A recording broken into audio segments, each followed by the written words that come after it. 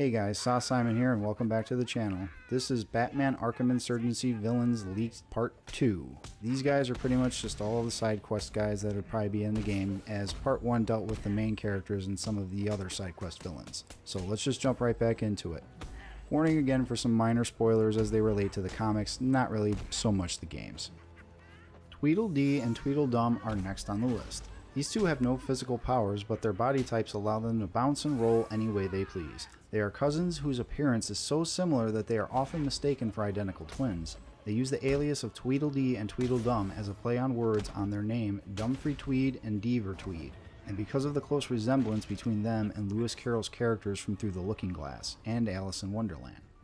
The two Tweeds are always conducting their crimes in partnership, preferring to mastermind them together and have their lackeys do the heavy lifting since they think they're above everyone else. The Tweeds will often use their extraordinary resemblance to trick opponents into thinking there is only one of them so the other can attack. Although Tweedledee and Tweedledum are most often depicted as being the leaders of their own criminal organization, they sometimes are used as henchmen of the Joker. Think The Dark Knight Returns, that animated movie that was badass. In a shootout with the GCPD, Dum is shot in the head and dies. His twin brother Dumpson Tweed then takes his place. The new Tweedledee and Tweedledum were part of the Wonderland gang, originally believed to be run by the Mad Hatter, until it was revealed that the Tweeds really ran the gang and were using one of Tetch's own mind control devices on him to cash in on his notoriety. In the New 52, the Tweed brothers work with the Mad Hatter, although this time they have been manipulated by him in a plot to make all of Gotham City insane. They are soon taken out by Batman. The New 52 version of these characters, though, do have powers, superhuman strength, and resistance. Cornelius Stirk is a name not many Bat fans may know. Like the Scarecrow, he uses fear to get to his victims. Unlike the Scarecrow, however, he eats his victims' hearts, believing he needs the nutrients and hormones they provide in order to keep him alive, which is best when the heart is flooded with norepinephrine from fear. Stirk uses an ability to project a hypnotic aura so people see him as someone else, usually someone they trust. He uses this to get close to his victims, induce fear, and then kill them and eat their hearts. He is released from Arkham after they believe him to be sane since being in jail since age 16. He stops taking his meds one day and slowly begins his escalation into a serial killer. He operates almost exclusively at night due to his hatred of light and oddly refers to everyone as Sir. Despite all of his killings, he dislikes violence. The first blockbuster was Mark Desmond, a chemist who is trying to increase his strength. He succeeds and becomes bigger and stronger, but a side effect of it is he becomes mindless, almost animal-like in his aggressiveness. He is cared for by his brother Roland, who is a minor criminal. Roland manipulates his brother into doing crimes for him, and Batman and Robin come into conflict with Blockbuster. He is later recruited by Amanda Waller for a suicide squad, and he gets killed by Brimstone, a creation of Darkseid. Keeping it in the family, though, Roland becomes the second Blockbuster when a severe illness forces him to be treated with an experimental steroid. He gains the same powers and single-mindedness of his brother and is subdued by Batman. Desmond becomes obsessed with becoming smarter and makes a pact with the demon Neuron, granting him genius-level intellect, and Desmond sets out again as a career criminal. From here, though, he moves to Bloodhaven and moves pretty much on to becoming a Nightwing villain for a little while, with the next few chapters of that character becoming tools for other villains' purposes against their foes.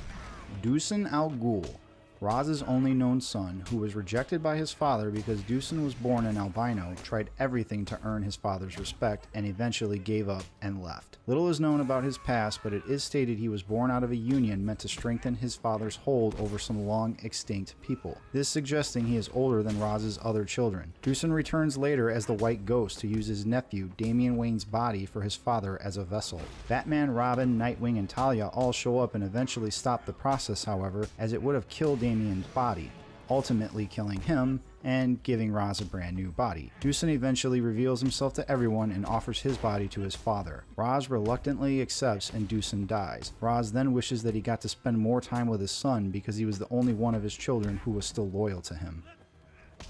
Now, there have been a few ventriloquists to hold Scarface, but for this video I'm only going to talk about Arnold Wesker. As a child, Wesker was meek and timid, but he did show a shine for ventriloquism. When he was very young, his parents took him to the Gotham City shipyards to see an albatross as it was the local attraction. It scared the young boy and he demanded his parents to take him home. As they went to leave, a truck speeding down the road ran right into Wesker's parents, killing them instantly before his eyes. Traumatized by the event, he went on to repress all emotion in order to cope. There is another story that says his family was a powerful mob family in Gotham, and he witnessed his mother gunned down in front of him as a mob hit, with the same result. But in either story, the next thing is always the same. One night at a bar, a brawl breaks out in which he kills someone during a violent release of all of his repressed anger. Wesker is then sent to Blackgate Penitentiary.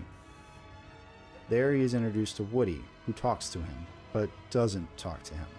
A dummy carved from the remains of the former Blackgate gallows tree by his cellmate. The dummy convinces him to escape and to kill his cellmate. A fight ensues between the two, which results in a scar on the dummy's face, resulting also in the birth of Scarface. Because of his dissociative identity disorder, he creates a crime figure. With the dress and persona of a 1920s gangster complete with pinstripe suit, cigar, and Tommy gun, his name comes from the nickname of Al Capone, whom Scarface is modeled. The Scarface persona is a skilled criminal mastermind. Wesker usually carries a handgun of some kind while Scarface carries a Tommy gun. Wesker lets the Scarface personality do the dirty work, including robbery and murder. He is totally dominated by Scarface, who barks orders at him and degrades him with verbal and physical abuse at times. Wesker is unable to enunciate the letter B while throwing his voice and replaces them with the letter G, often calling Batman Gatman. It's worth noting that some think Scarface may be alive in a supernatural sense, being that the wood that made him was from the gallows tree they hung prisoners from at Blackgate. 2001's Batman Scarface, a psychodrama, reinforces this and shows the dummy to be indirectly responsible for 2 accidents while separated from Wesker, with at least one of them being a fatality. The dummy also retained his speech impediment while operated by a young boy and seemed to even show awareness of his name during this period. Wesker is later murdered by an unseen assailant and the head of the puppet is crushed. Batman does solve the crime though due to Wesker leaving a clue on the floor written in blood, a street name. Well guys, that is all the bad guys they have listed in the leak. I hope you guys enjoyed the videos and found them informative at least. Hopefully we see some of these guys in the next game. If not that one, then maybe the one after that or the one after that. Hopefully they just end up making a new Arkham game in general. Keep your eyes out for more content. Remember, all of this is just based off of leak information. None of it's really proven or true yet. Hope you guys enjoyed everything again. See you next time.